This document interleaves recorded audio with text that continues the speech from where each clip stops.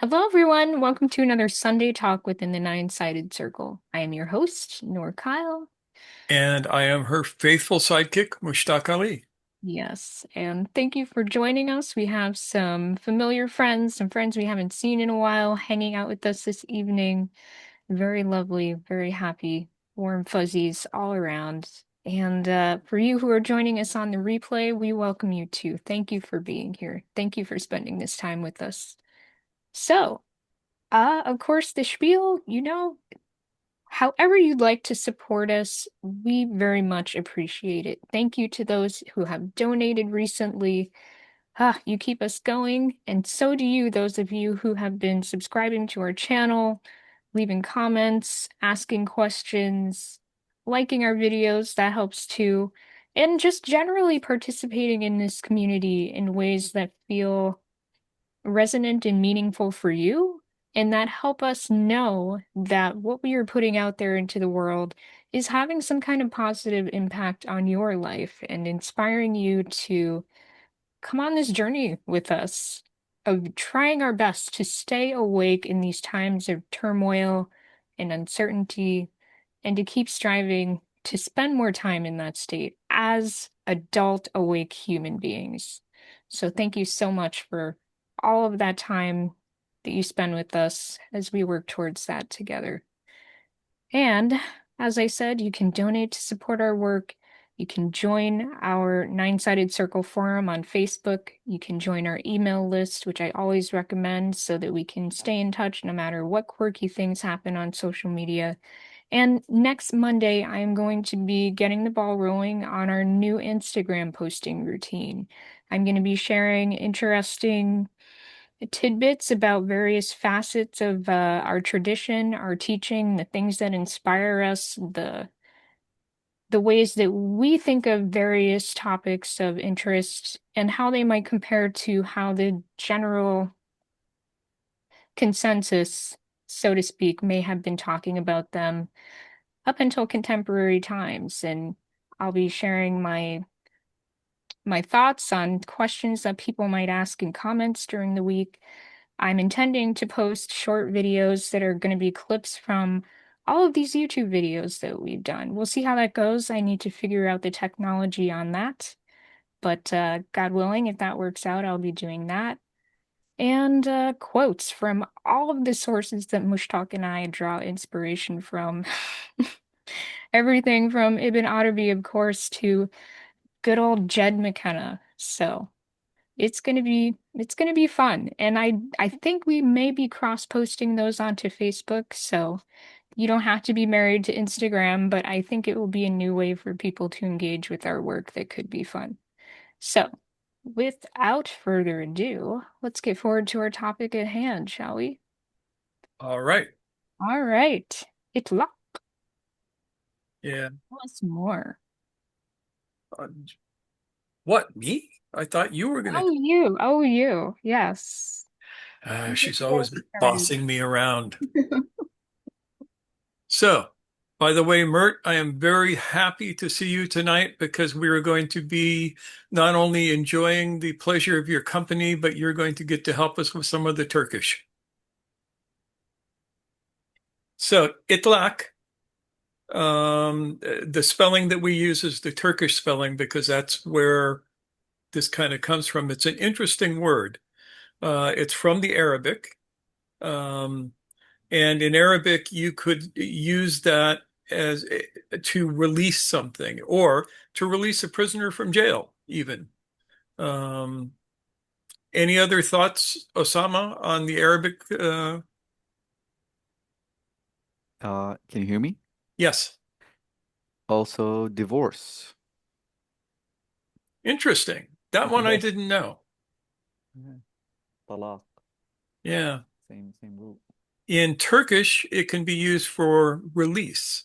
As a matter of fact, when you're doing Turkish archery, when you release the uh, arrow from the string, they call that itlak, and there's various kinds of itlak that you can do, kinds of releases. Now that you mention it, Osama, I remember the connection to divorce, but Yeah. I can see how that plays into this constellation of meanings. And so often when we hear about this, it's translated as liberation, but it has all of these different meanings. So there are some subtleties involved in this. Uh, Please. Yolu means way or path, method. Um, and most people have never heard of this in Western Sufism. There's one guy by the name of, last name is Shoshud.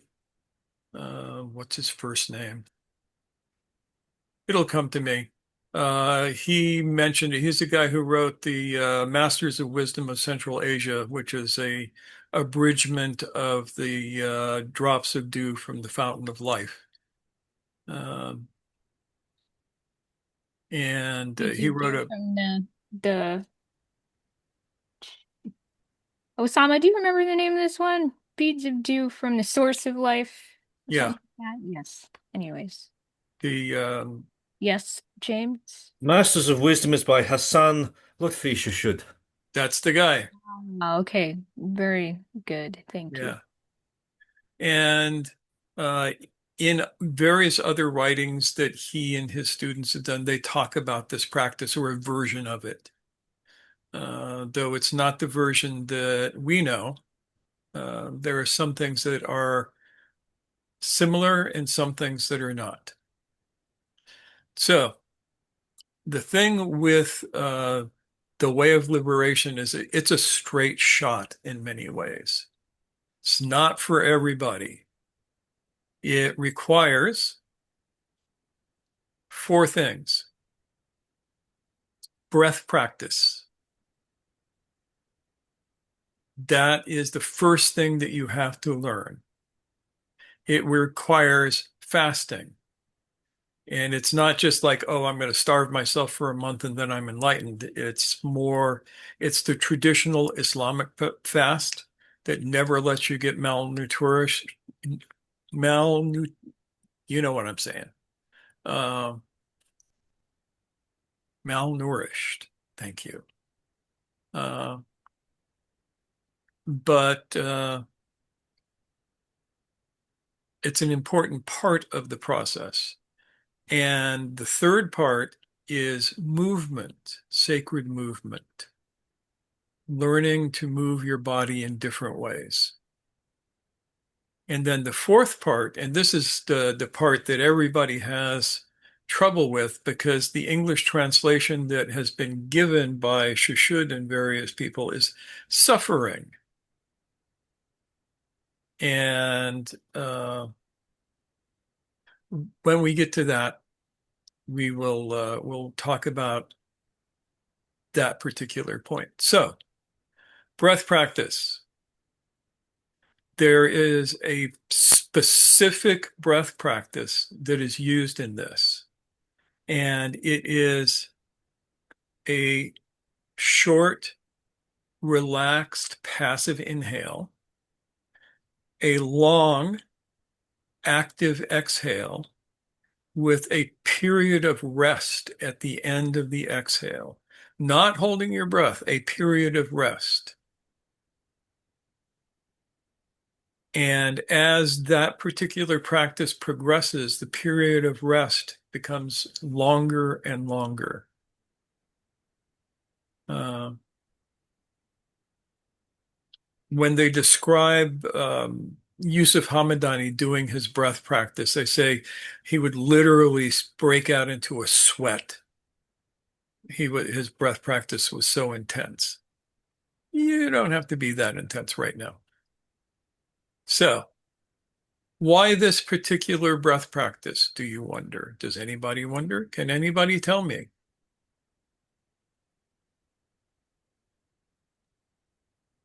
because Yes, Mert. because it's simple and it has the three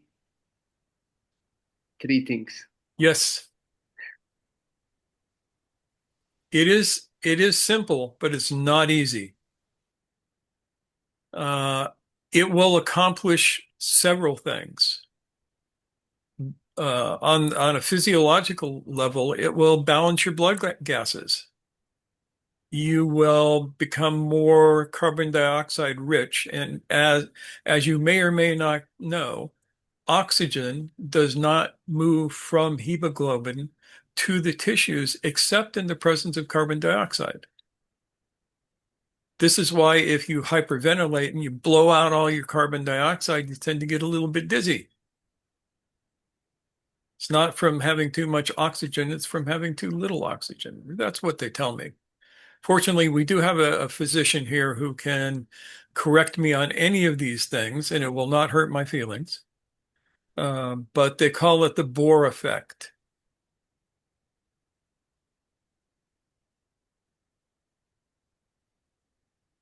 So, this breath practice also helps the vagus nerve to shift from fight or flight to rest and relax.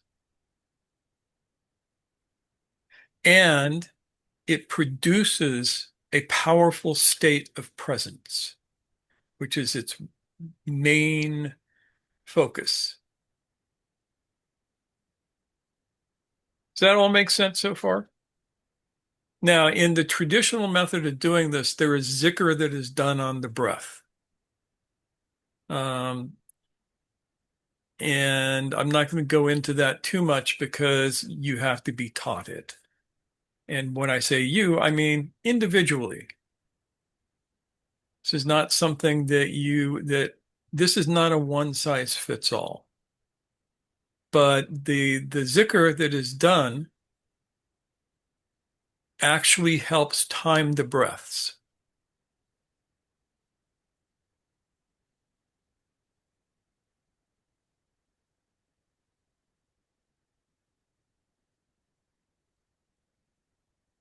Does that make sense?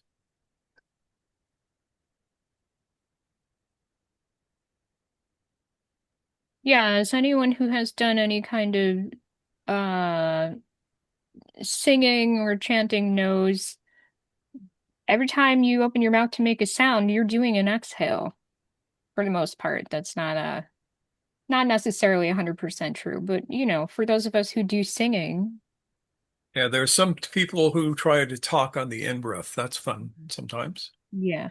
Yeah. But when you hear a sound come out, you're expelling air. And So, so the breath practice allows you to create a repeating pattern for your breath.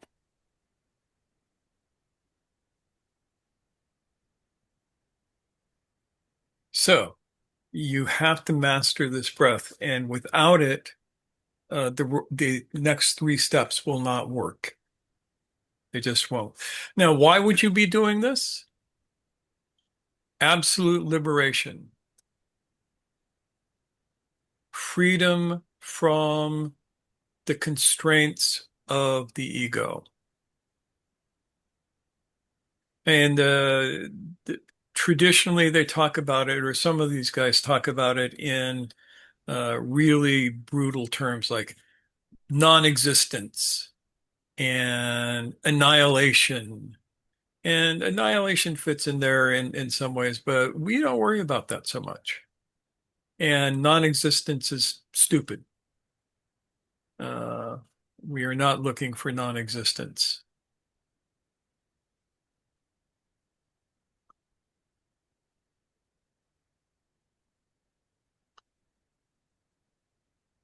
So the second part of this is fasting, and it's serious fasting, and it's done in the Islamic method. The basic fast goes from sunrise to sunset, and you avoid all food, all liquids, smoking, chewing gum, nothing but air goes past your teeth.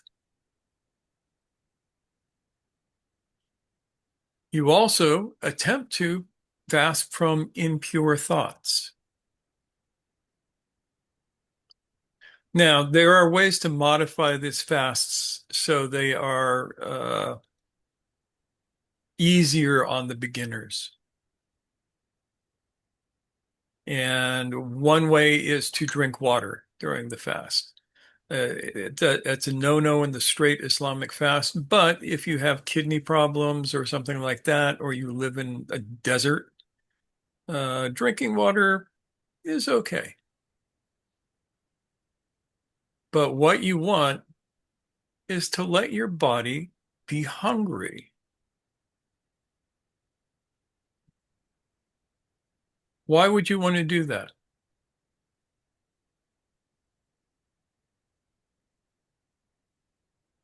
Yes, Mert. Because body wants to eat everything, and body is a very hungry machine. So in order to tame it, we try to we try to tame it by Yes. letting it hungry. Yes, exactly right. We create a certain stress. As we can see from most Americans these days, we will eat till it kills us. And this is maybe not the brightest idea we've ever had as a species.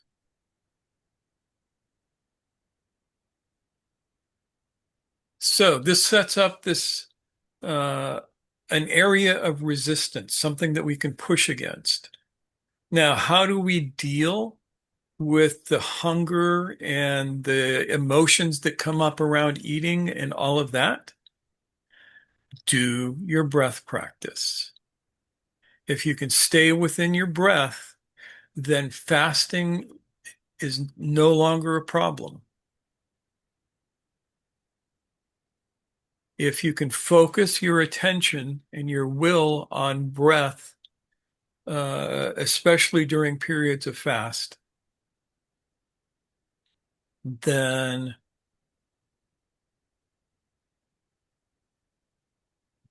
it will allow you to get through until you reach a new normal. Now, the other part of this is one must eat well, eat clean foods during the times of not fasting. And you break your fast, like I said, traditionally you break it at sundown. I have done this in this way. I've also done, you just set a time. I'm going to fast from when I wake up to uh, 10 o'clock at night, whatever. I want this many hours of fasting. But at the end of it, you eat clean food. And when you're not fasting, you eat clean food. And we have a particular uh, definition of clean food. Yep. And anyone who's done our virtual retreats along with us knows something about this. Yeah. Got a little experience with that already.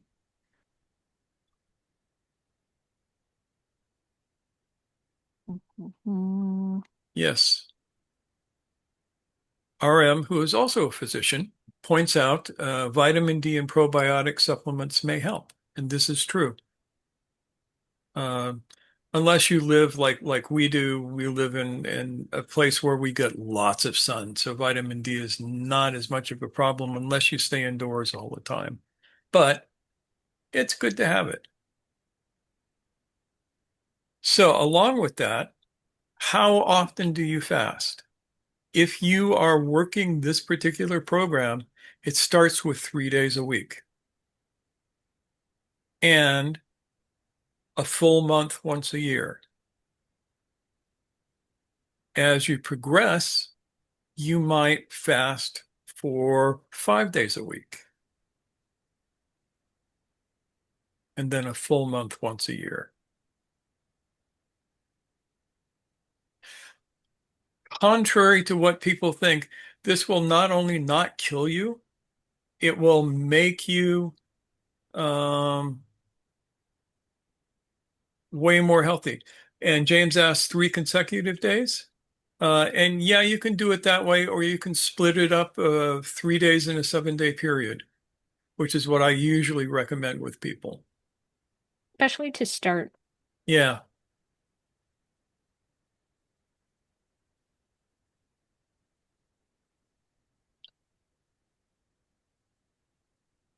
Any questions so far?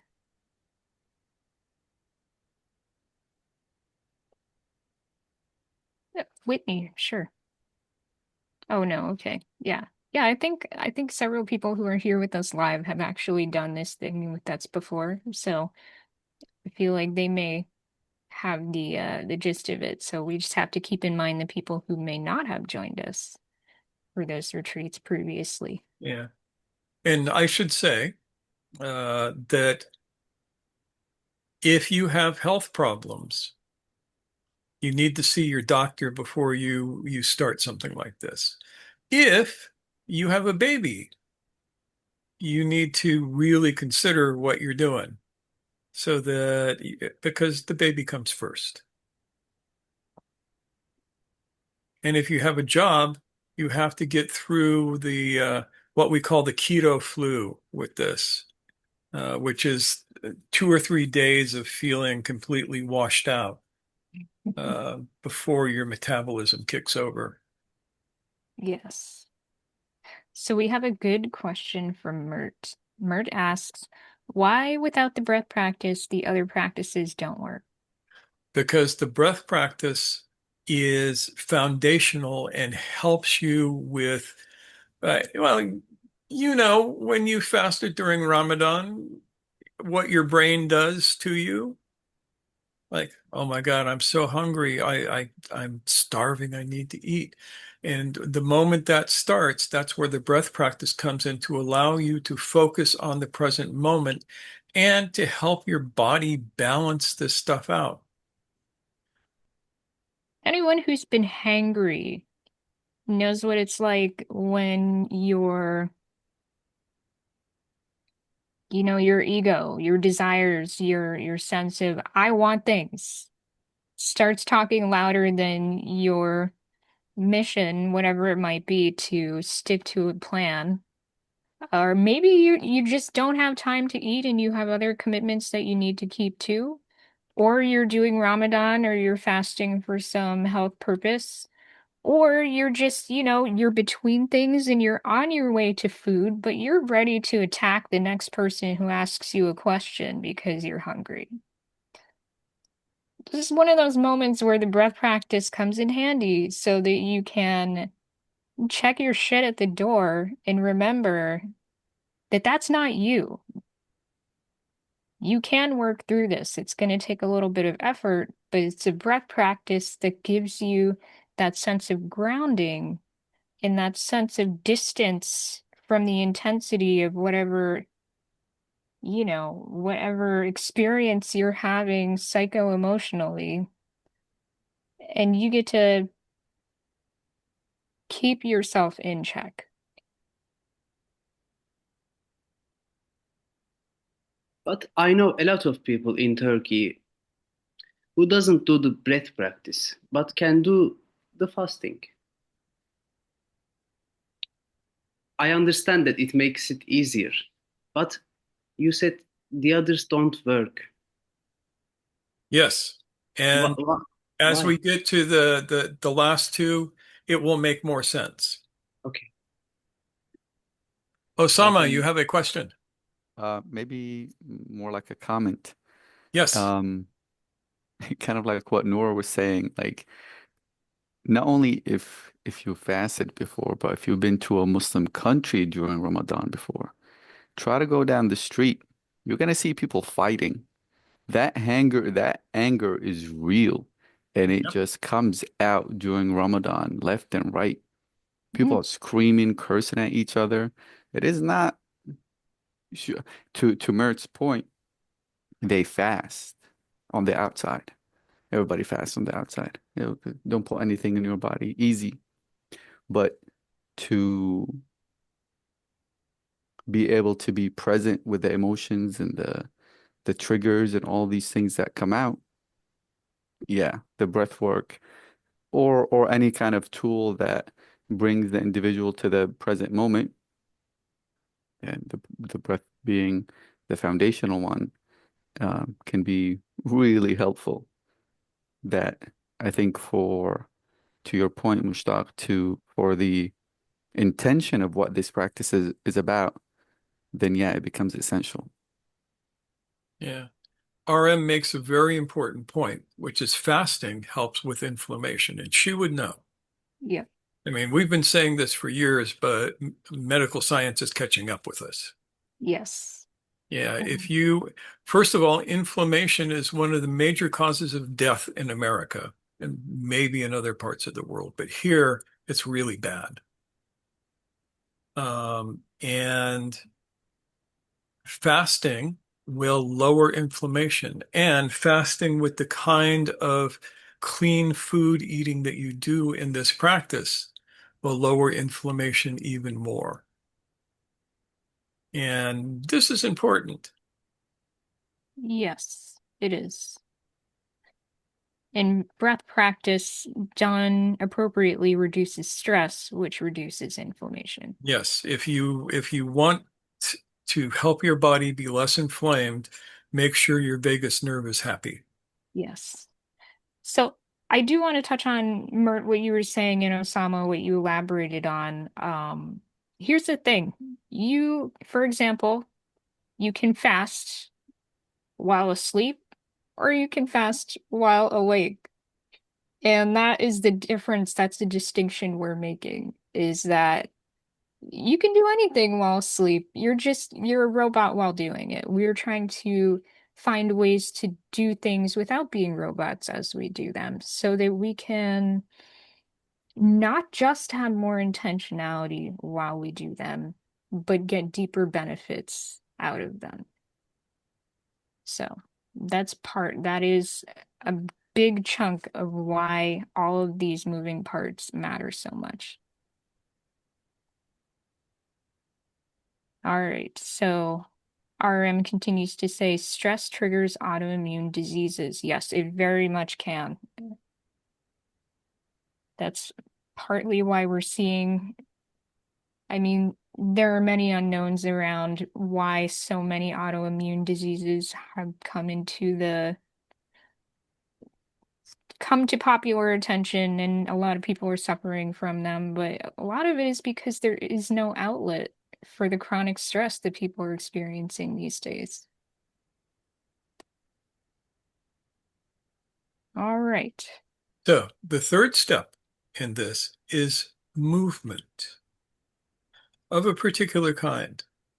For people who are listening to this and going, yeah, I'm down with doing this, I would recommend that the easiest thing you can do is learn Tai Chi.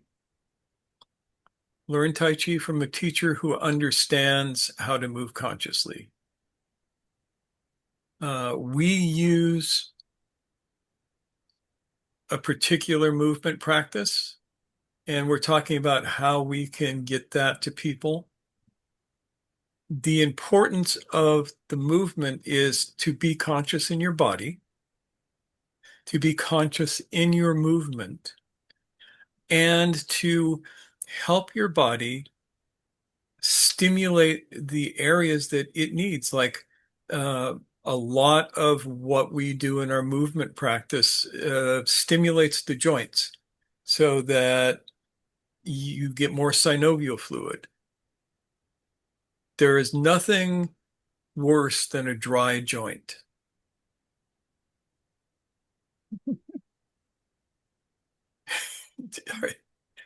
She's making fun of me. So,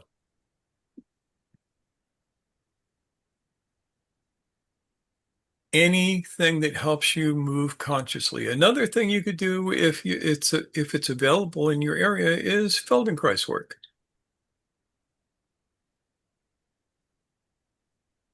Yeah, so this is about movement stuff. Hold that thought in Feldenkrais. RM is saying Tai Chi is now proven beneficial for Not proven. she said Oh, now. herself, yes. Now proven beneficial for fibromyalgia and osteoarthritis. I should Yeah. know. I have osteoarthritis and a lot of neurological stuff. And I freaking love Tai Chi, even when it's hard. I find a lot of benefit in it. Yeah.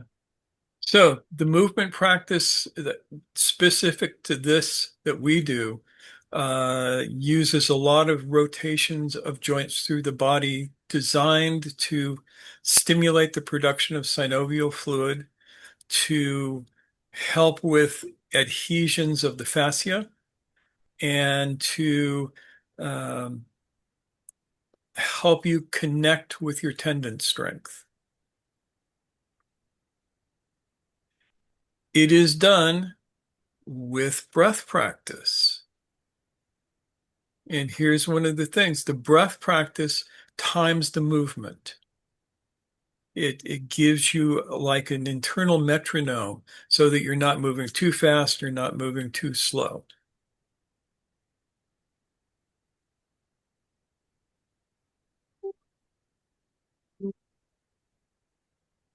Sorry for the sounds.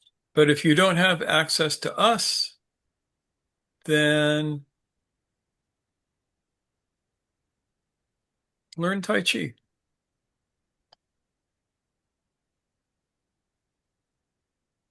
And I would recommend for most people, either Yang or Wu style. Hard to find Wu style. Yang you can find everywhere. We like them because they're precise in their movement. You're not going to learn to fight in most Tai Chi classes. It's not about that anymore. If you want that, you go to Chen Village and they'll teach you how to fight. But Grap. yep. So, James, you were asking any sources on for that. Do you want to elaborate what you were asking about? Oh, just Tai Chi proven beneficial for Oh, fibro okay. and Yeah, osteo. that might As be Yeah, our. a, there are a number of studies out now that yeah. people are paying more and more attention to traditional Chinese medicine. What about rheumatoid arthritis? That is inflammatory and it involves, kind of the calcification and such of the joints. Yeah, it'll still work for that. You just have But to, it'll be hard. And rheumatoid arthritis is often viral in nature. yeah. People don't realize that. But yeah, that's a totally different thing. And for that, you need to work with your doctor seriously. Get a good rheumatologist. I want to clarify it's not a cure by No, any means, but none of this is a cure for osteoarthritis either. I have familiarity with that because many relatives of mine have had the development of rheumatoid arthritis over the years. But the thing about something like Tai Chi is that it's a practice that you do to the extent that you can do it. You're not pushing yourself farther than that. But because you keep moving, just that alone provides benefits and can even allow for progress being made in a person's, range of mobility. yeah. And because you're moving consciously, you have your, uh,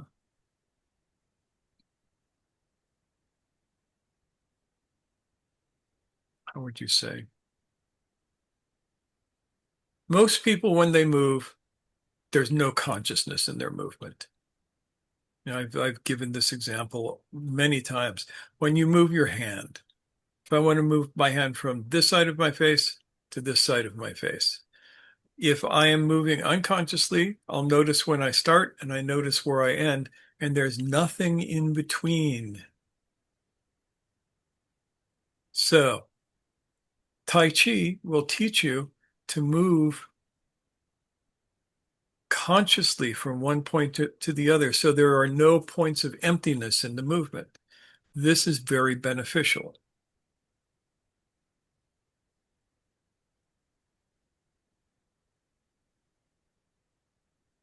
And being conscious in the movements allows you to prevent to, to mitigate injury and prevent further injury. Yeah.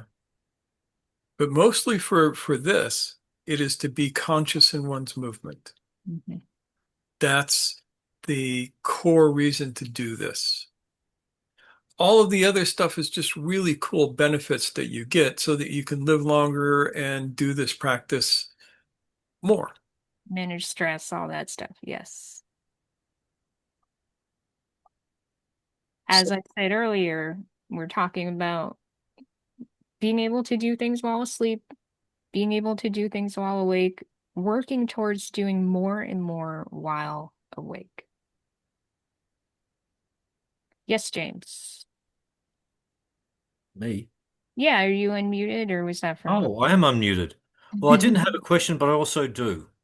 Okay. You talked about Tai Chi, but you also mentioned Feldenkrais Yeah. as Oh, yes. Thank you for mentioning that again. Yes. there's yeah, okay. There's Masters technique from Robert Masters of Masters in Houston, which was kind of a combination of Feldenkrais and visualization. Uh, What was that second word? Visualization, or well, bodies, yeah. Um, Doing the movements physically, then doing them mentally, and seeing how they add up. Um, I don't know in any great detail, but Yeah. I've never done that, so I can't say anything about it. But I can say that the Feldenkrais method works really well for what it does. And there are people who have taken that and taken it in different directions, and maybe it's as good, maybe it's better, maybe it's not as good, don't know. Which is why we are only recommending these two things by name. Okay.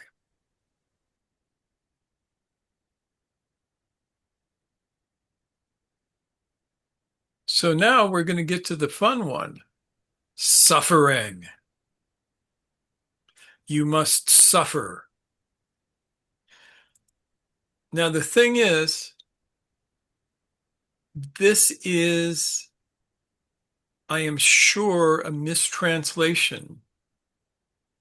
Uh, Suffering in Turkish could be acı çekmek, and that means experiencing pain and that sort of thing. And that's not the word that was used by the people who taught me this. It was uh, izin yürümek. Now, as I understand it, that has more of a connotation of to allow something than to experience pain. Mert, what do you think? Help me out here.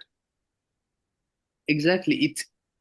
It means to give permission, izin vermek. Yes. But you it's like okay, let it be. It's something like this. Yeah. The other one is literally çekmek means to pull. Acı means pain. Acı çekmek means to pull the pain, something like Yeah, this. to pull out pain. I was looking into these today again in my Turkish English dictionary, and I don't know why. And according to what I'm reading, you could translate both of these as to suffer. In English, suffering literally means to allow. It doesn't mean to have pain. So I could say, suffer me to speak to you. And that's actual proper English, though we never say it today. So this is why I think that I'm onto something here, and this is the way it was explained to me. Um, when you are fasting, when you are doing your breath work, when you are doing your movement, things will come up. Your stuff will come up. Your ego will give you things to keep you distracted. And you must allow that to happen and observe it without acting upon it. Mostly when we experience something that we don't like, we resist it, right? I'm hungry and I don't want to be hungry. So I'm going to be unhappy until I get to eat. This is not the Sufi way. What this means is to bear witness to your hunger, to allow it to be there in its fullest, to experience it without attempting to act upon it or change it or resist it in any way. And doing this literally takes the energy out of it. Adyashanti, as I've mentioned before, has the most perfect of all meditations, and it goes back to this, which is allow things to be as they already are. That's an encapsulation of this technique. So this is not sitting around in agony about something that your first grade teacher said to you that hurt your feelings that you're still stuck in. It's about if that comes up, you witness it. You don't resist it. If feelings are there, you witness the feelings. You don't resist them, but you don't let them act upon you, and you don't act upon them. This is the hardest thing in the world to do in many, many ways. And it is the key to all of this. The first three things that in this practice are the setup for this final part. And without them, you will not be strong enough to do the final part in most cases.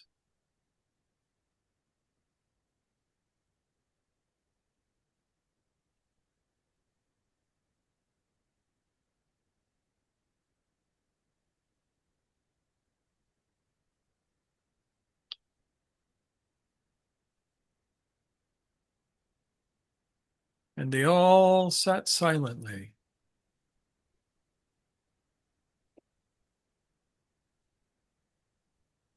So this is the practice.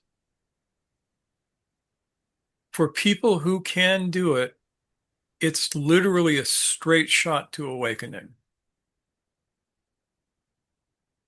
If you can maintain your discipline with it, it will do wonderful things for you. It's kind of a solo path, though working with a teacher can be helpful in some cases for this. But it's not like, yes, Alka, Can we call this conscious suffering? you can call it conscious suffering. Like when you're suffering, you're consciously aware of your Yeah, thoughts and I specifically didn't use conscious suffering because of the Gurdjieffian connotations. I okay. simplified over that.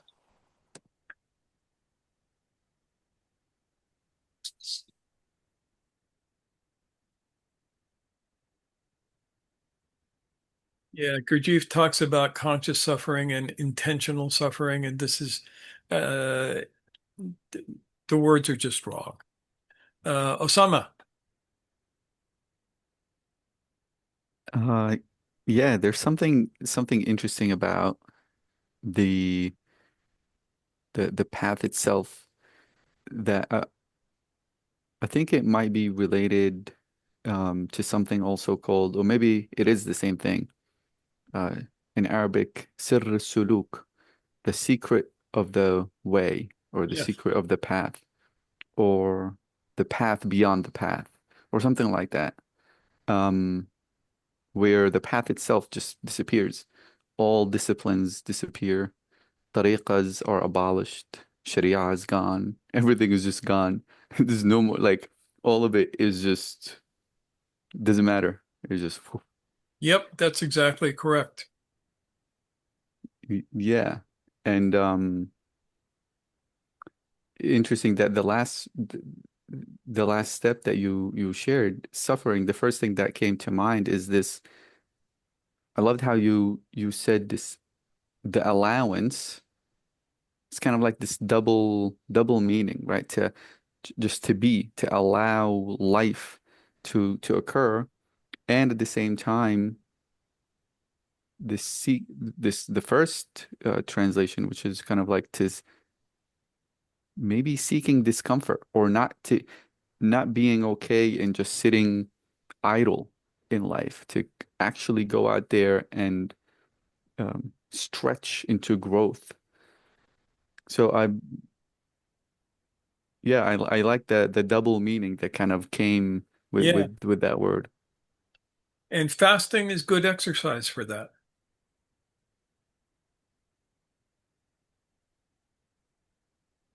Thank you, Osama.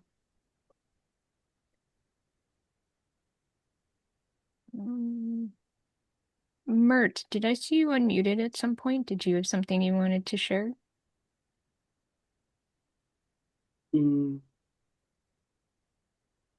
I was going to ask why Sufis like to suffer, but I think that question is answered at this point. Okay. Yeah.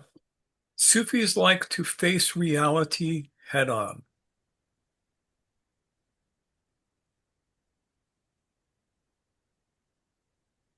Alka again. Alka Zoom user. That's going to be your new name. Only for today. Only for today. I wanted to share my recent experience, which I didn't realize what you were doing with me. Like, given that I work with you on a weekly basis and my challenges, I wanted to share some recent Sufi moments that I had. One was so I've been challenged, really challenged recently, where it's not making sense to me. And I was working with Mustaq, and he started telling me, do your breath practice. Continue doing your breath practice. And it became stronger and stronger. And it was just still not helping me. Then he said, do movements. I was having arthritis pain, not arthritis, I have osteoporosis pains. And emotionally, I was challenged. Physically, I was challenged. Mentally, I was not challenged. Mentally, I was at peace. So it wasn't making sense to me.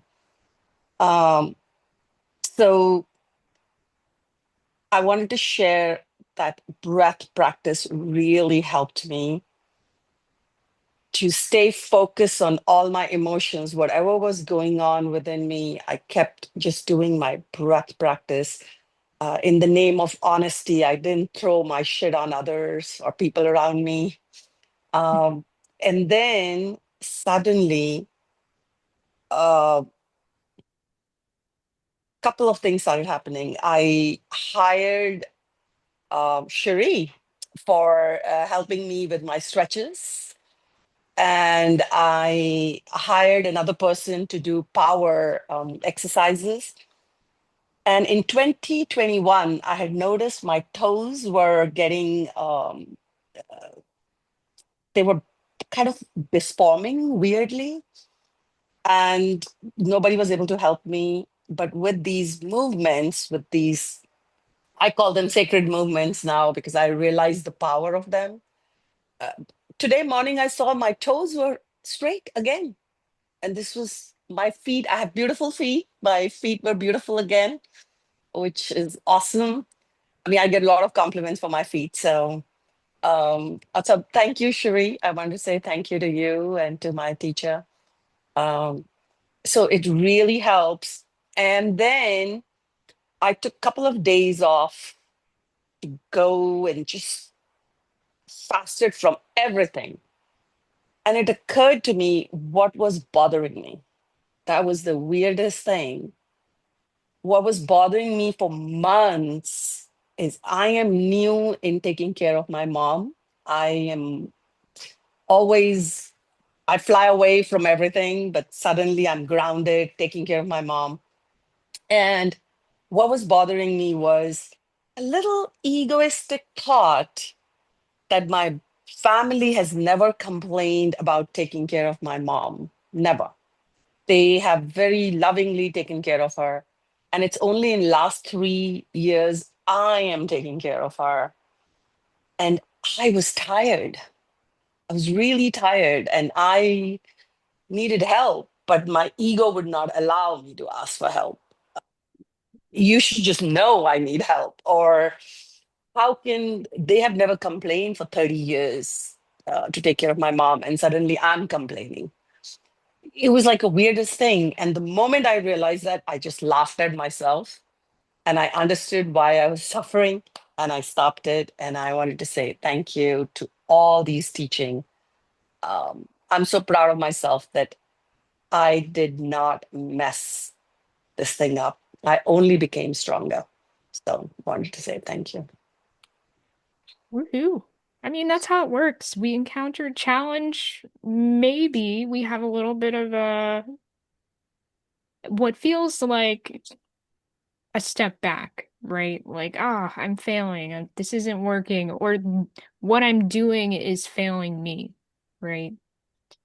And then given a little time, given a little perspective, as we put those practices to work, that's when we realize, oh my goodness, I'm on the other side of it. Or, I'm in it, but I'm able to deal with it.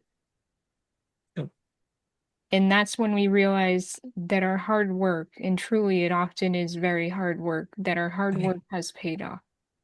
It was painful, really painful. But I've also, for people who don't have zikr in Hinduism, because I relate more to Hinduism, only because I was born in it. I really don't understand much of it. But there is one which I think is a zikr, which I learned while hiking Kailash, the mountains. I thought I wanted to share that with you. And that's also something that Miss M started singing for me when we were on a retreat and I needed some help. We were going for a walk. So it is Shiva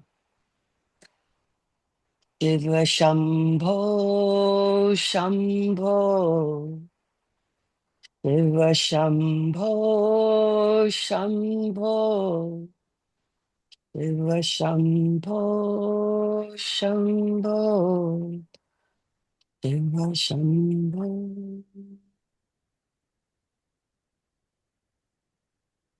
Cool. Thank you, Alka, for sharing your anecdote and sharing some of what works for you. There's something about the breath.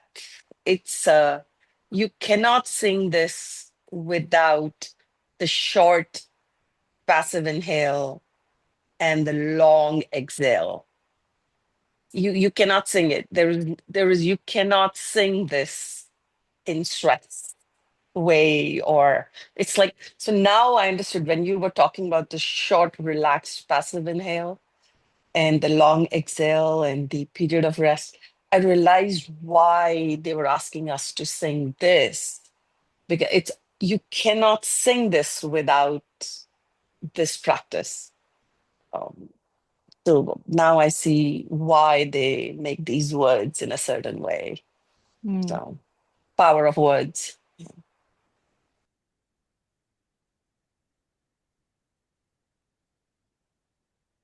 Mert. Mert. Mushtaq, Nur, what kind of liberation is this? You put yourself in a painful situation. This is the liberation of the essence from the control of the ego. when it comes right down to it. I haven't really, I haven't made a big deal out of that. This is fanafizat, the annihilation of the essence into God. Yeah. One that is not talked about very often. Yeah. So it is breaking the chains of the nafs, freeing oneself from mechanical behavior. Because all of this stuff that you resist is based in mechanical behavior. I didn't want to scare anybody, though. Too kind. Yeah. Nora, I'm hearing somebody at the door, so take over for a second. Let me see what's going on. Okay. All right. So I want to read something in the chat from RM, which I know is important and important to reiterate for people who are going to be walking this path and may have conditions that we've discussed. So, as RM said, osteoarthritis is not curable, but the goal is to keep the joint's range of motion and protect the longevity of the joints. Yes, this is definitely true for me personally.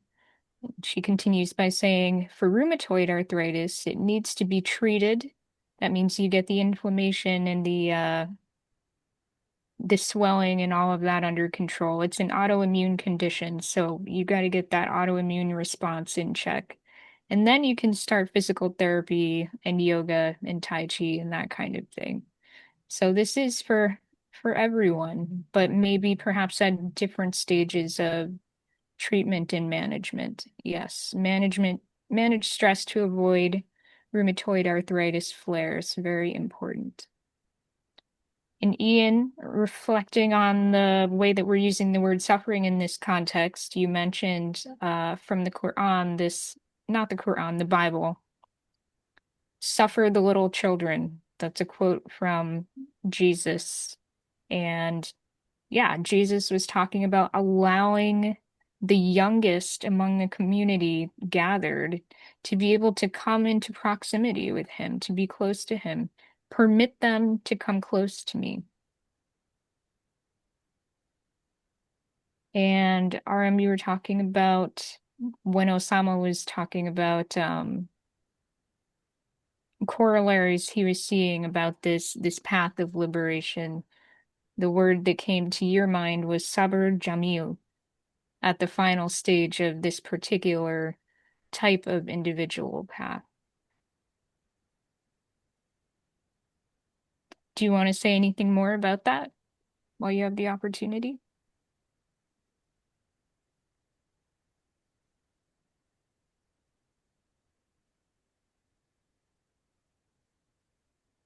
Okay, so who have we not heard from? What are your thoughts? RM, did I just see you unmuted? I'm sorry. Yeah. Hi. Sorry. So I was thinking that you know how we have to implement each of these tools, basically, you know, breathing and then fasting and exercising. Um, and uh, it requires a lot of discipline to do all of that, all of each of them. Especially fasting when you're working or you know you have obligations and it's just easy to kind of you know munch on food to avoid you know avoid that emotion and um I think I personally have and I think I've experimented this on myself that breathing exercise did help me a lot as well in doing my own intermittent fasting. Mm. And so lately I was doing my own contemplation of why I want why I want to be a you know why I want to be and I love fasting. I'm a person who always did like intermittent fasting. Um one main reason was that I know the health benefits are great. It's just the excellent health benefit. But then I was thinking through like the real intention uh, is why God created fasting for us. So basically, why is it obligation? Then I realized, at least for me, it was something that um, it teaches sabr in life, uh, which I struggled personally a lot when I was young, but I had to develop certain level of sabr as a mother. Otherwise, it's hard to, how should I put? It's hard to balance my own uh, household if I don't show sabr in certain things. Um, so that's why when at the start of this lecture, I literally felt like, oh, I was literally having this intention of uh, working, like fasting again, because I was planning on doing few fast before Eid, and this I'm grateful that we are talking about it right now. Well, maybe it's a cue, right? Yes. An encouragement. Yes. So, for those who aren't familiar with this term, it means beautiful patience. Yes. So, it's patience without panic. It's graceful patience. Huh, not always easy. Definitely not always easy. But I'm glad that you have a practice of fasting already that allows you to exercise this capacity for beautiful patience. It does. And the other thing is I do journal the thoughts ahead of time. Like I do. So if life can be chaotic, so Mm. I will just journal about those things. If this happen, I'll still try to maintain my sabr, uh, something like that. Journaling is a great way. It's not for everyone, but again, if it works for you, please continue doing it because there are so many ways to integrate this kind of commitment into daily life and to exercise it. Osama. Uh, yeah, I always found this topic to be interesting as far as liberation when it's talked about in the context of a specific religious um, context or language or specific mystical tradition. And it does, to me, it does feel like sometimes it does more damage than good by solidifying the conditioning of that system. Um, and I'm guessing that maybe that's why they call it uh, the secret of the way or sir suluk. Um, you know, when let's say Ibn Arabi or Rumi speak about these things, they kind of speak about it for a little bit and then, oh no, no, okay, they'll go back to the context of the religion or the mystical tradition that they're speaking about. Yeah, because otherwise they end up like halaj. My apologies for having to run away. Some guy came to the door wanting to know if I knew God. So I gave him directions. Amazing. There It's you a go. sign. I got excited that it might be pizza, but I figured it was a little early for pizza. No, I don't order that until after we turn off the Yeah, that's later. Yep. But I mean, Osama, you touch on something interesting in that yeah, I mean, the one of the challenging things about many aspects of Sufism in general is how much has to be kept hidden, not because it's anything all that scandalous, but because it just touches on things that many people who are not interested in quote unquote being awake or whatever, they find it challenging. Like, what do you mean you don't want to do all this traditional stuff they were all doing, like fasting for Ramadan? And yeah, I get angry and I want to strangle my kids and I just sleep all day because that's how I tolerate getting through this experience. And who are you to think that you could do anything differently than that? And so, yeah, the secrecy is self-protective, but it's also a matter of like, I'm not, as an example in that setting, I'm not trying to put on airs. I'm not trying to make people feel bad about how they're navigating the world today. I am on a path and I'm interested in making this commitment to working through my shit, personally. That's not a judgment on whoever, but I can only do that when I make the space for it. And sometimes that's literal space, protective space.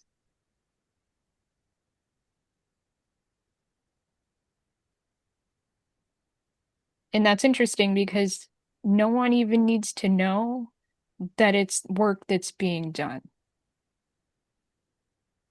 And that's one of those little sneaky things about, you're not trying to become an outwardly noticeably necessarily.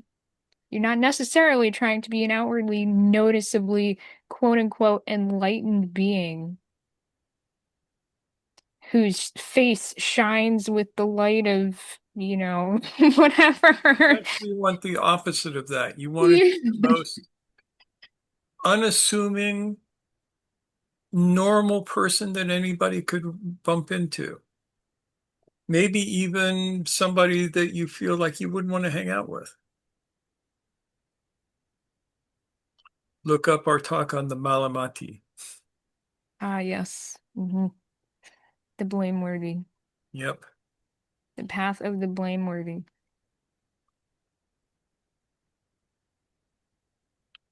Yes, Mert.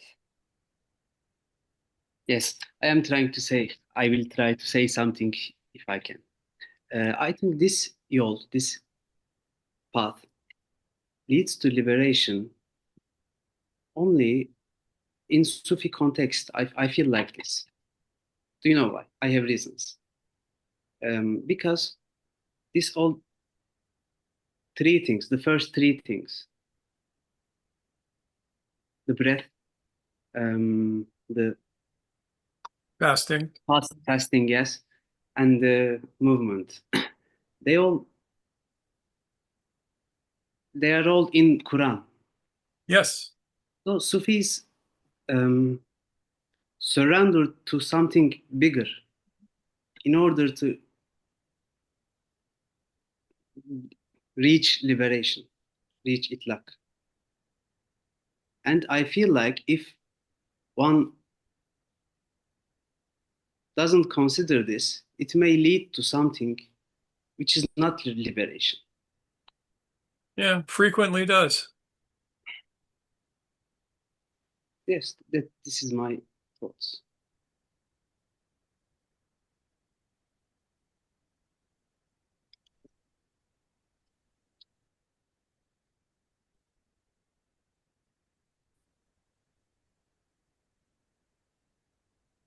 Hmm.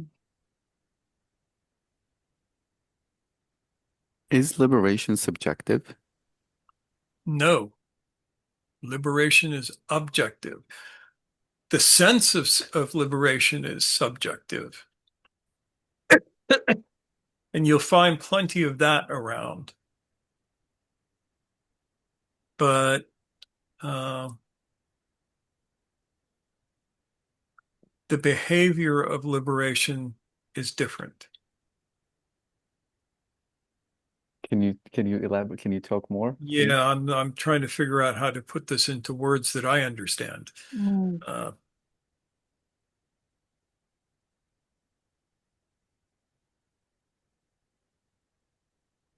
The beings that I have encountered that have been truly liberated do not act as if they are liberated. They don't.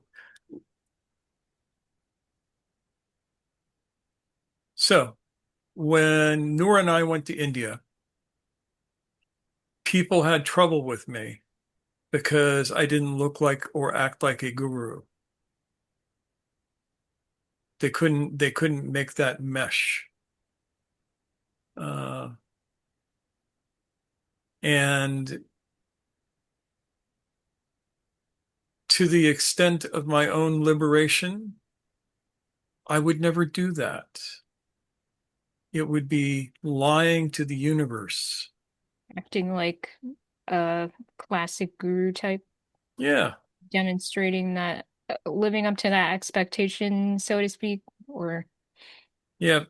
The only thing I will ever do is I like Indian clothes.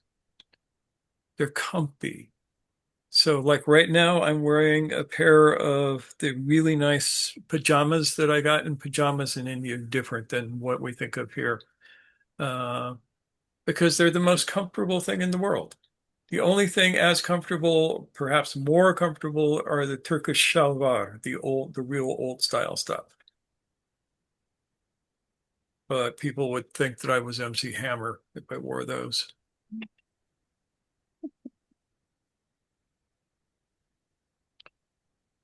But liberated people do not need to show that they are liberated. Our last teacher, Sheikh Tanner, who was definitely a liberated person, never, I mean, if he was going to do formal stuff, he would go and he'd get his coat and put it on, and maybe his hat. But for the rest of the time, he looked like just a dude. button downs, slacks, Yeah, hanging out. just a regular person. Never acted special. So that's part of it. But the objective liberation is literally the breaking of the conditioned self to get to the unconditioned I. And that's not a subjective thing. But you can hallucinate that. This is tricky.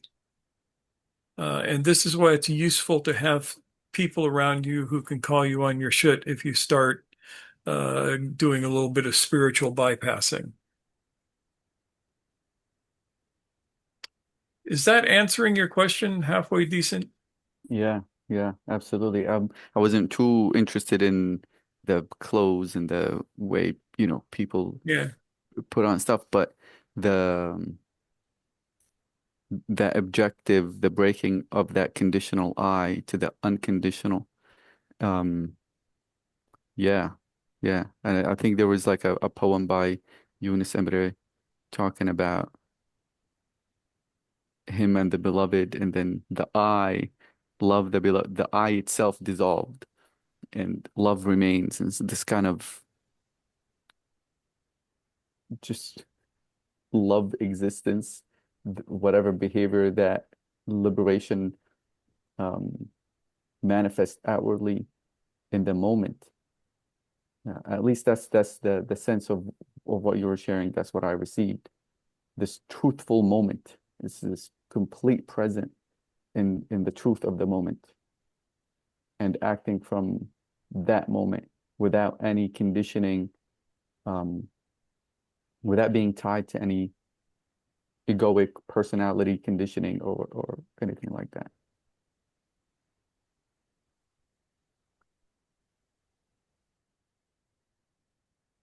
Yeah. Thank you, Osama. Yep. And as we've said, everyone sleeps sometime, Yeah. but um, there's that sense of, intentionally letting go, intentionally allowing sleep to come as a matter of rest and recovery rather than just getting dragged away into it and forgetting. And then, oh shit, yeah, I wandered into being a jerk for the past 45 minutes. Oops. Yeah. And that gives you more area to work. Mhm. But that's the idea. I think personally, I think of liberation as that ability to constantly catch those moments where you could slip away, are slipping away, and returning quicker rather than disappearing, like I said, for 45 minutes. It's like you're able to witness it as it's happening and remedy it then and there.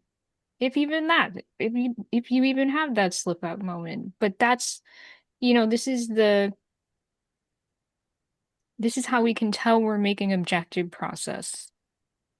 progress rather.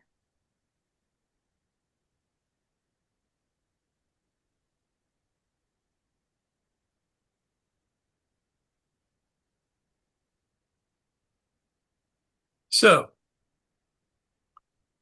we did a talk on this subject 6 years ago when we first opened up the channel. Nobody touched it.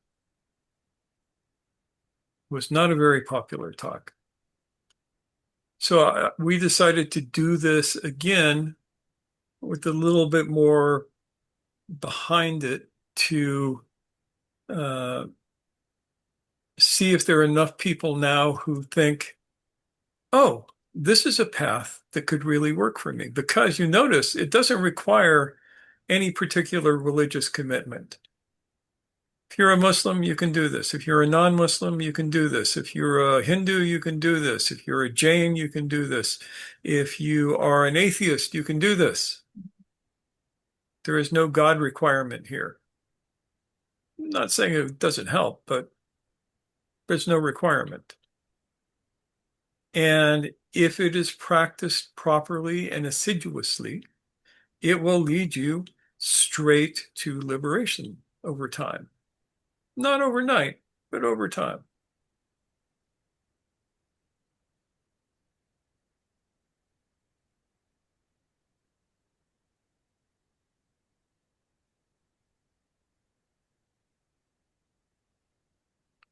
And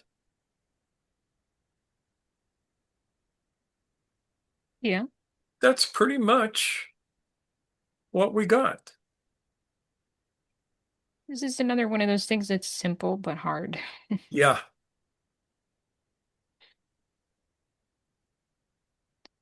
I think I might check in with people we have not heard from yet, if that's Go okay. for it. Yeah. Ian, what are your thoughts? Well, I wasn't sure whether I wanted to talk about my thoughts on the recording or perhaps afterwards, but Either way is good.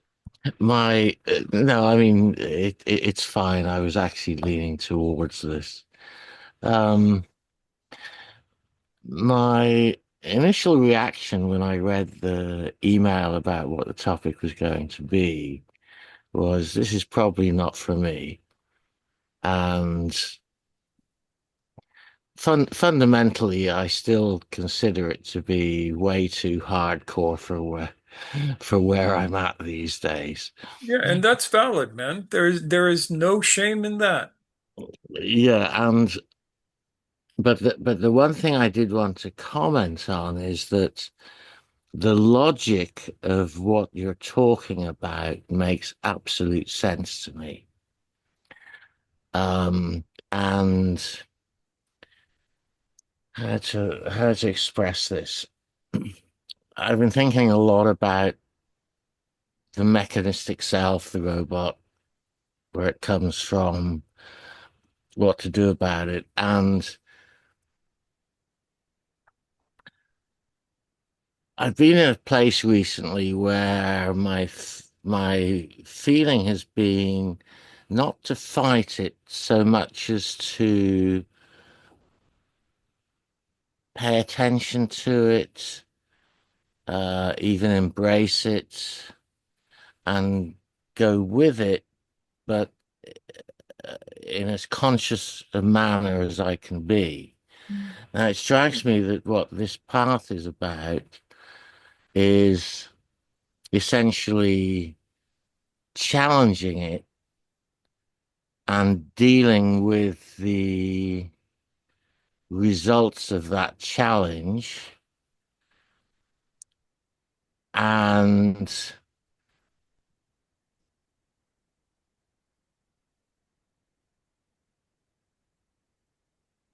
that makes a whole lot of sense to me. It's just really not where I'm at right now. I can't say that I would never get to that point. But as I said, the logic of what you've been talking about does actually make perfect sense to me. That's reassuring. And I realize that this particular practice is for the really hardcore people, which is why we don't talk about it as the primary practice. We got much gentler ways to do all of this. But for those few people who are nuts enough to want to do this, it works really well.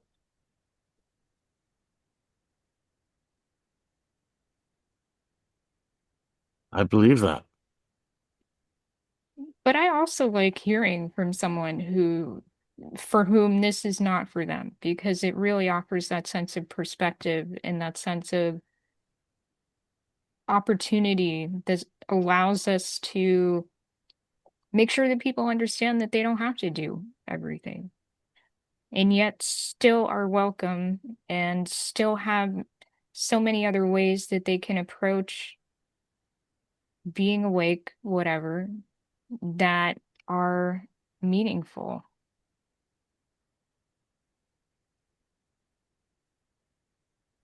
Yeah, So, I mean, I mean, I mean, I'm very committed to my own path. mhm.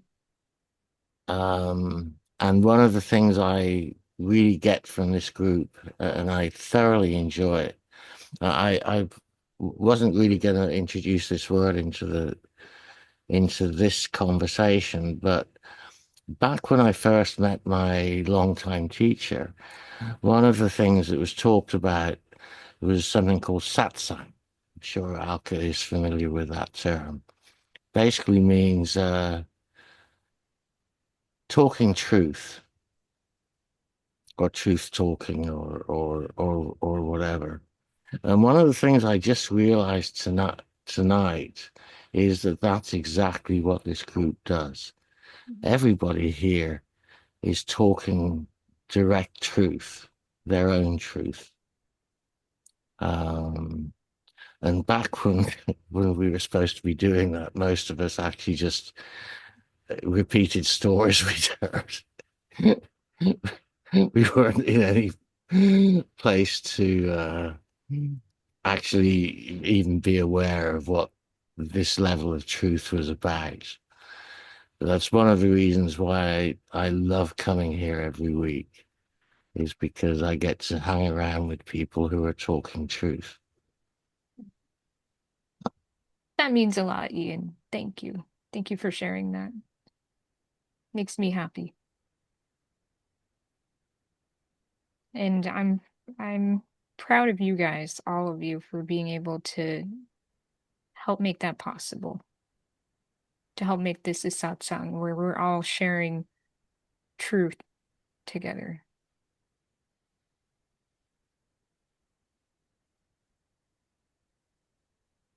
Cherie just raised her hand. Yeah, Sheree. I really liked the word suffering being described as an experience of allowing, and I was thinking about where is that suffering coming from, and in our westernized culture here in Australia, you're told, stop crying, you repress that down. And every difficult experience that you have, like, stop doing that, stop doing that, stop doing that. So you become a little bit automated in your responses. And the things that are really churning around inside you, you actually hold them really tight in some emotional fascia. And then you can reach adulthood and you don't know how to really express how you truly feel. And you actually are not speaking truth. And so then you get to a point where you go, I'm fine.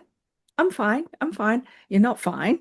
You haven't really processed those things and you haven't allowed yourself to fully experience something. So the allowing part of this process is so important. And this week, I was doing a practice where I was lying down and I put my hand over my heart. So, Ian, this might be really helpful for you that as I was doing my breath, I realized my heart was racing. And I thought, what was that about? And then by just being a bit more still, I could easily do the breath, but I felt something in my chest. And I thought, no, something's going on here. And I was able to process that through. So I found that really helpful. So when I'm teaching Alka and James, the sensation of the body, I'm always talking about it like, where do you feel this most? Where are you feeling this? What is that restriction coming from? Is it actually an injury? Is it something that you're not articulating and moving and really pushing out against your own skin? And it's just word pictures that actually help people start experiencing this sensation, and instead of repressing it, fully letting it flower and blossom open so that you can go, oh, that's what that is. Oh, that was an injury, but now I need to explore. Can I go a little bit further, a little bit further? And so all of that feeling feels so lovely. And so if you're doing your breath practice, put your hand on your chest, feel how hard your heart is working, and you think, okay, I can let that out now, and it's really interesting to get that biofeedback of slowing that down when your breath is even and rhythmic. It's also your heart and your circulation just goes, it's so nice. So you can do that using that sensation.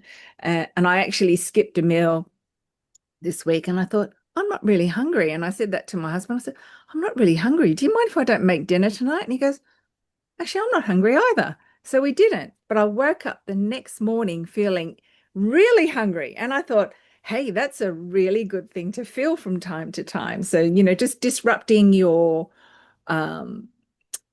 habits, just disrupt it once in a while. Doing that can actually help with your fasting, and you're noticing different things. And if you do it too regular, there's an easy way of falling asleep again, and you just think, oh, no, no, no, no, no, no, what am I doing? So it's like everything is intentional. And so that's my take on today too, about, I really like that you brought it from 6 years ago to today. From when I first started listening to today, I have a different way of thinking and feeling about the practices, and it becomes a lifestyle thing. And it's not too difficult. It's so simple that you realize there are aspects I need to pay attention to. And am I kidding myself, or am I just repressing something? And you think, oh, that was really interesting for me. I really enjoyed that. So thank you very much. Yeah, and as I remember, I believe you were at the first talk. Not quite. I was introduced shortly after you guys had started. That David said, you got to come and listen to these things. I think you really find it interesting, and I'm still here. So Yeah. yeah. It worked out. Thanks, Shri.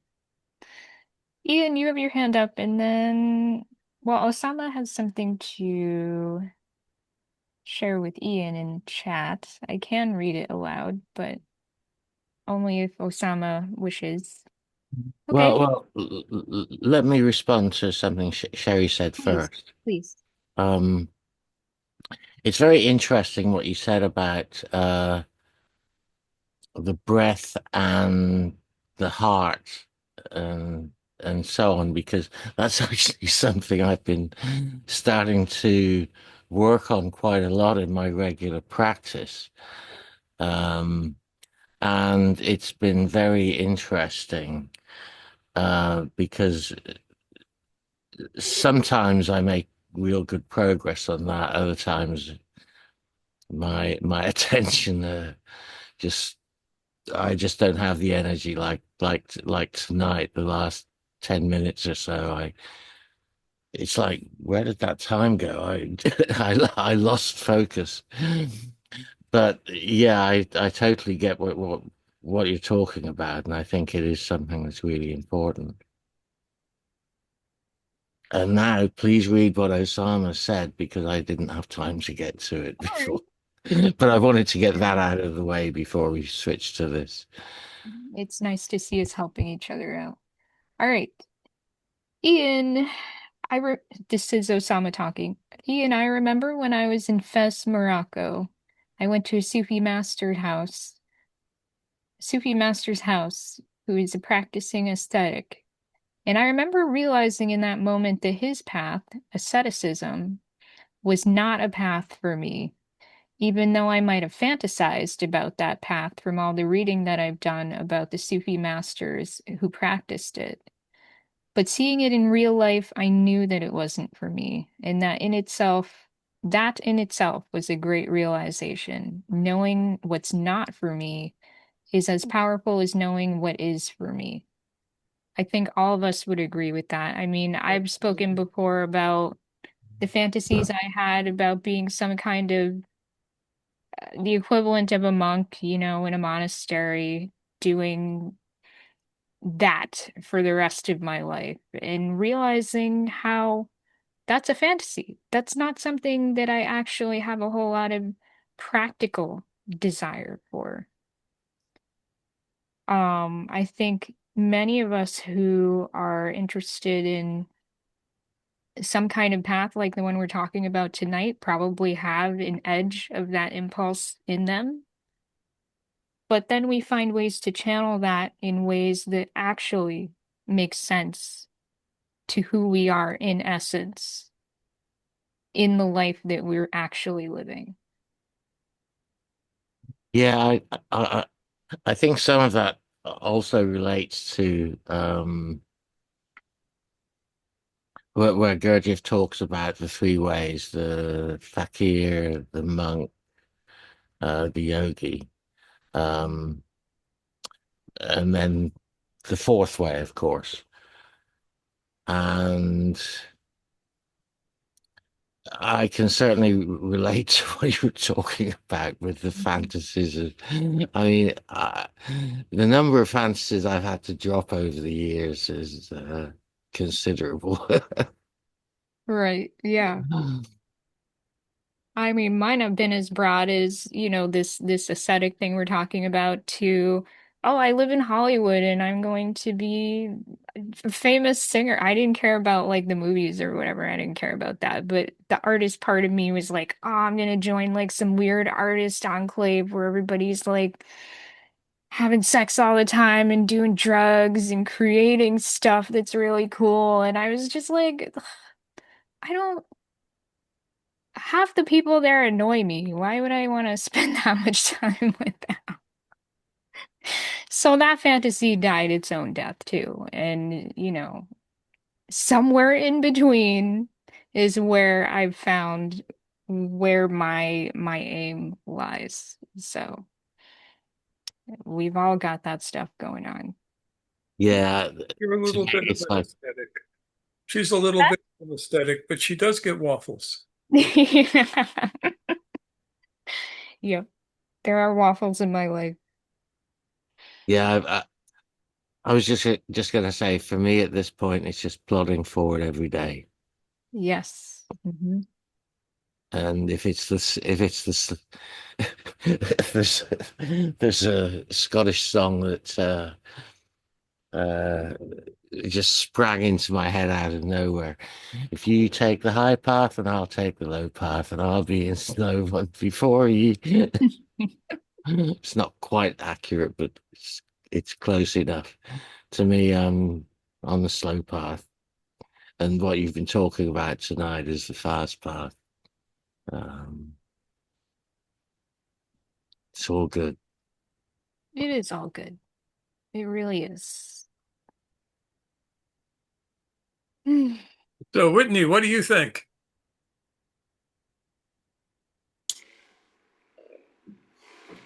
I think that it's the first three, the breathing, eating, and moving are just like the most basic things that we do as humans.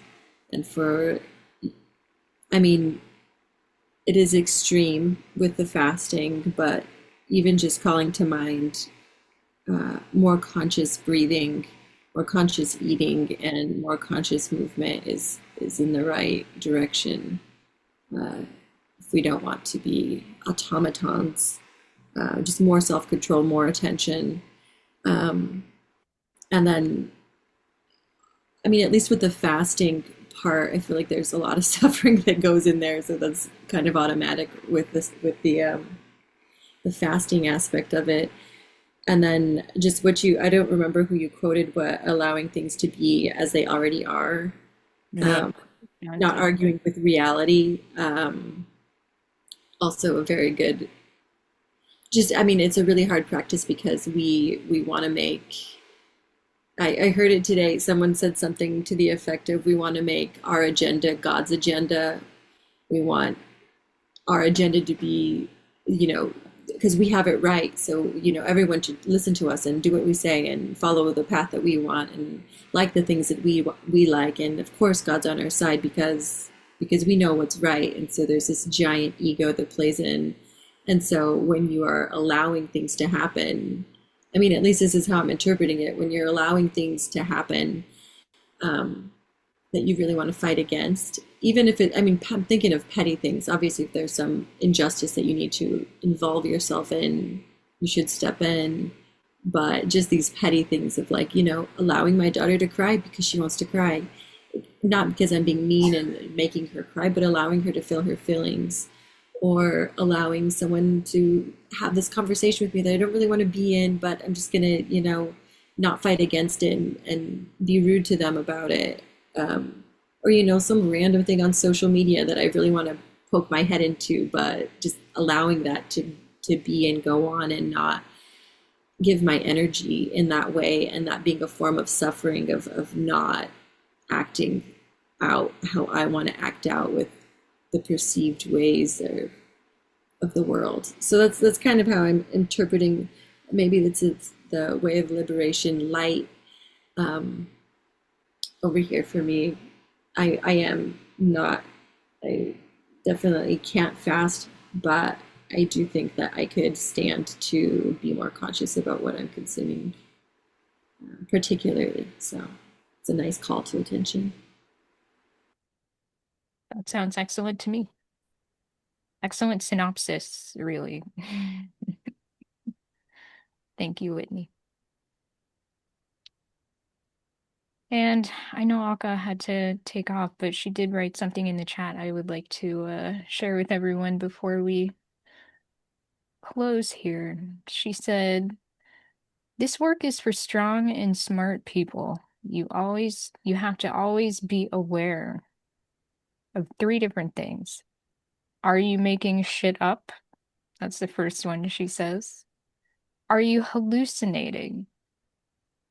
And thirdly, or is it really happening? Whatever scenario you find yourself in, is that actually objectively what's happening? You have to be aware about this honestly. Yep. Tough questions. We may not always have the answer ready when we ask ourselves those things, and that's okay. That's part of the process, is being with what is and responding exactly how we can in this moment. Doesn't have to be perfect. We just give it our best shot to stay awake.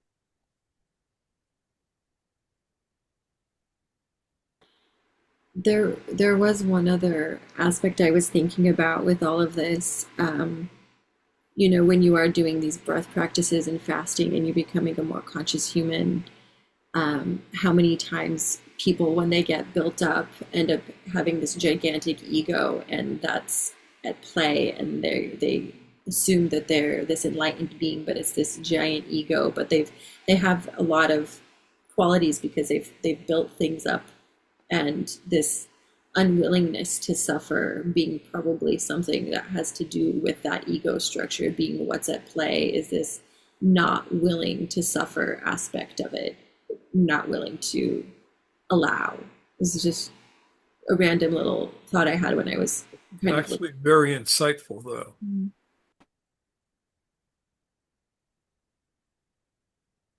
I'm glad we didn't lose that thread. Thank you, Whitney.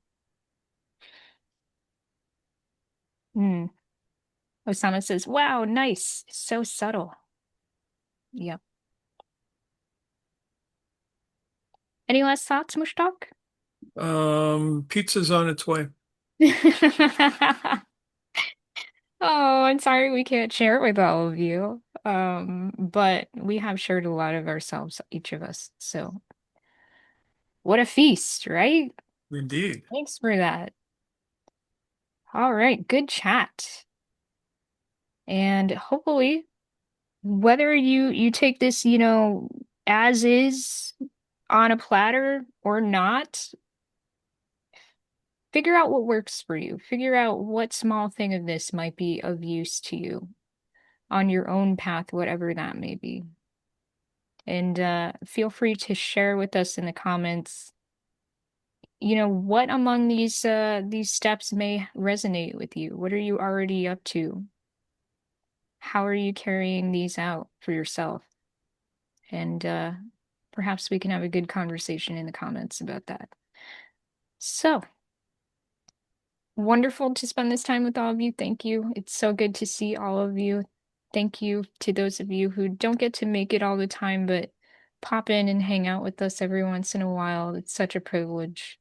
And Yeah. And particularly, welcome back, Whitney. We missed you. yeah. Yep. It's funny because I was just thinking of you today. I was watching a video on why New Mexico hates Texas. So there's the famous oh why oh gosh, I'm missing everything now. I only know the punchline, but it's because Texas sucks and Arizona blows. Yeah, this is actually the real history of like Texas invading New Mexico and all that kind of stuff. It was things that I hadn't thought about in a long time that I heard about when I was a kid, but only because I was living there. The Yeah, rest of the world doesn't even know. stuff I didn't know. There's some real bad blood there. Yeah. All right. Well, everyone, thank you so much for being here. And it's been a wonderful chat. And I will not be here next week. I will be hanging out with my friend who's having a baby soon, and we're gonna do our last no baby hurrah sleepover time. So that's where I will be. How about you, Mushtaq? Are you gonna be here? I'm going to be here. I will be holding down the fort. I will do something way more outrageous than you let me get away with. You won't have the leash on, so Um, bring it on, Mushtaq. I can't wait to see what you guys get up to next week. But take care, and I will see you guys the following week. All right. Bye everyone. Much Bye, love to all. folks.